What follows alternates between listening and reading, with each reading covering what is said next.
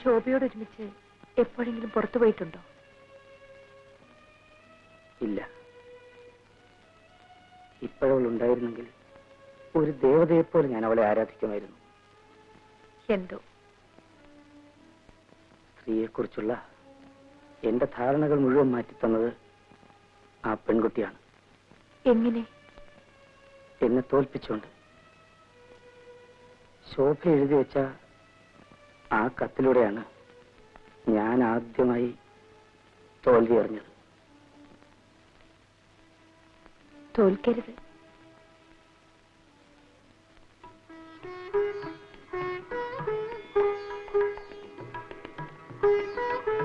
തോൽക്കാൻ പാടില്ല.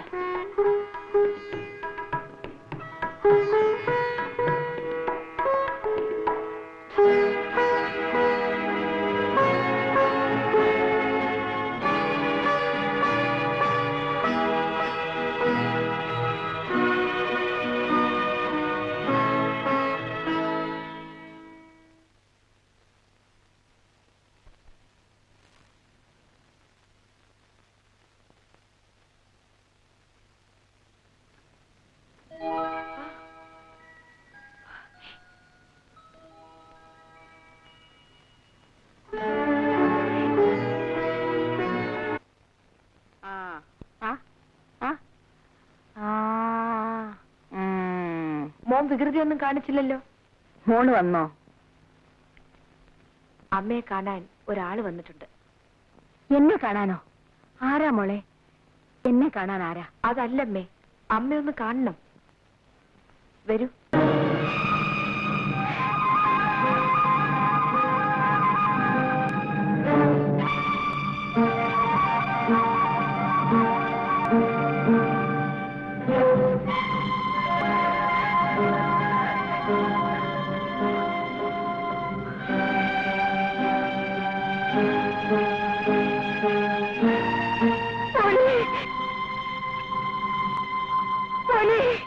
അമ്മേ, എന്റെ പോലെ, എന്റെ പോലെ, മോനെ.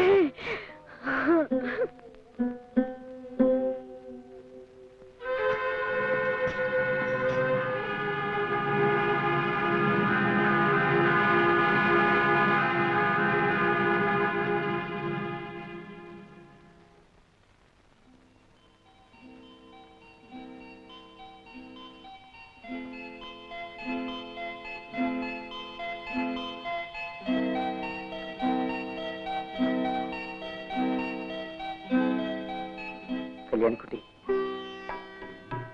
എനിക്കിന്ന് എന്തോ വലിയ സന്തോഷം തോന്നുന്നു. അമ്മയുമായി സംസാരിച്ചു കഴിഞ്ഞപ്പോ തന്നെ എനിക്കെന്തോ പറഞ്ഞറിയിക്കാൻ വയ്യാത്ത വിധത്തിലുള്ള ഒരു ഒരു ഞാനും എന്റെ അമ്മയെക്കുറിച്ച് ആലോചിക്കായിരുന്നു. എന്താ ഇത്ര ആലോചിക്കാൻ? അമ്മയ്ക്കായിരുന്നല്ലോ നിങ്ങളെക്കുറിച്ച് കൂടുതൽ.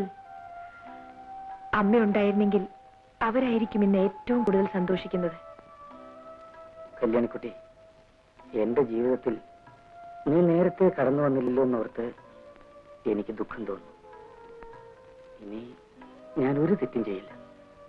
നമ്മുടെ ജീവിതത്തിൽ പ്രശ്നങ്ങളേ ഉണ്ടാവില്ല.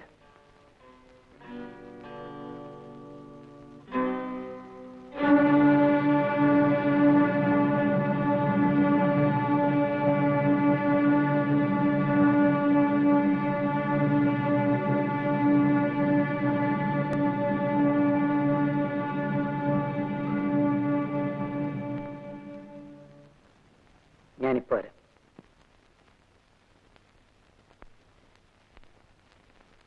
വരട്ടരുത്. നമ്മുടെയൊക്കെ ആയുസ് ഒരു പിച്ചാത്തിപ്പിടിയിൽ ഒതുങ്ങുന്നതാ. അത് മറക്കരുത്. നീ എന്ത് ചെയ്യുമെന്നാ? എനിക്ക് ചാവാൻ മടിയില്ല. അത് ജയിലിൽ കിടന്നായാലും എനിക്കൊരുപോലെയാ. പക്ഷേ സാറിനതല്ല, ക്ഷീണമാ. വീട്ടിൽ തന്നെ കിടന്ന് ചാകണമെന്ന് നിർബന്ധം പിടിക്കുന്നതാ ബുദ്ധി. കാശ് തരാൻ മനസ്സിലെങ്കിൽ ആ വിവരം പറ, തുറന്നു പറ, ഞാൻ പോയേക്കാം.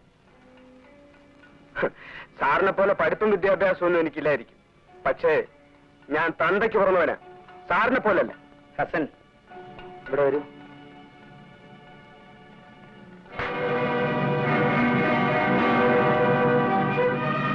എടാ, ഇത്തവണ കൂടെ ഞാൻ എന്തെങ്കിലും തരും. മേലാൽ ഇതിന്റെ പേരും പറഞ്ഞ് പഠിക്കാത്ത നീ കാലുകുത്തിയാൽ നിന്റെ ശവം പോലും ഞാൻ പുറത്തുവിടില്ല.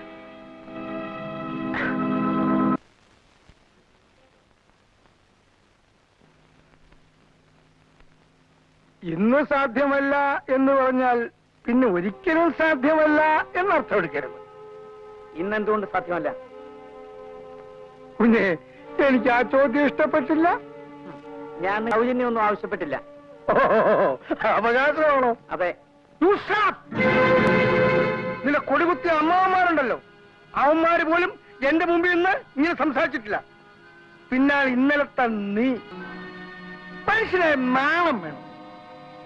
കൊടുക്കാനല്ലേ മനസ്സിൽ വരാൻ. ശരിക്കൊന്ന് ഉറങ്ങണം. You may go. ക്ഷമിക്കണം,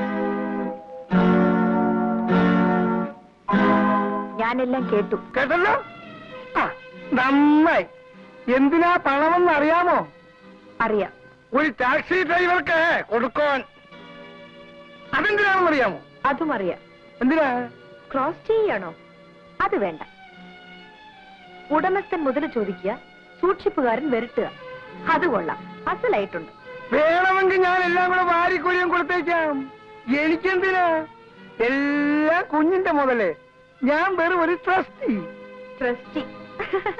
10-35 വയസ്സായ ഒരു മനുഷ്യന്റെ സ്വത്തുക്കൾക്ക് ഒരു ട്രസ്റ്റി?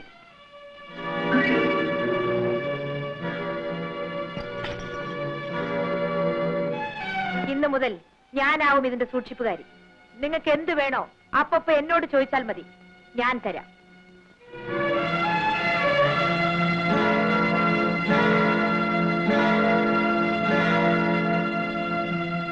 ശശി, ഇനി വരൂ.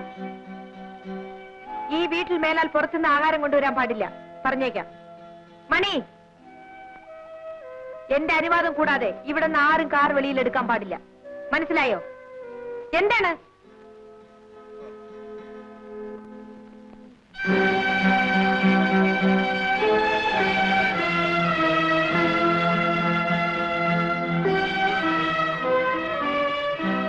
ഇന്നത്തെ കോട്ട കഴിഞ്ഞു.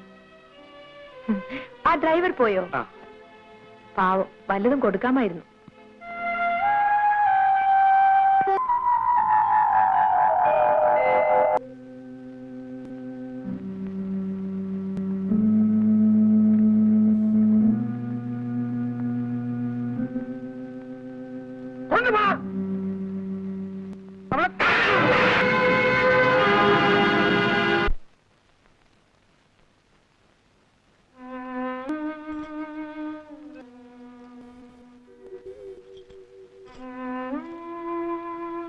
ഇത്രയും നേരം തരാതിരുന്നതേ ചോദിക്കുമോ എന്ന് അറിയാനാ. എന്നിട്ട് ഇപ്പൊ ഞാനിത് ആവശ്യപ്പെട്ടോ? അതുകൊണ്ടല്ലേ ഏൽപ്പിച്ചത്. ഞാനിത് വാങ്ങിച്ചില്ലെങ്കിലോ? അങ്ങനെ പറയരുത്, വാങ്ങണം. വേണ്ട, നീ തന്നെ സൂക്ഷിച്ചു വെച്ചാ മതി. ഞാൻ സൂക്ഷിച്ചു വെക്കാനോ? എന്നെ കൊണ്ട് ഇതൊന്നും ആവില്ല. എന്തുകൊണ്ടാവില്ല? നീ ഉള്ളത് കൊണ്ട്. ഞാൻ ആരാണ്?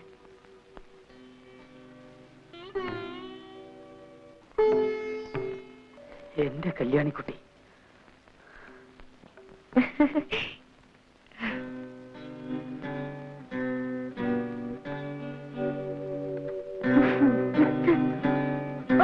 Oh.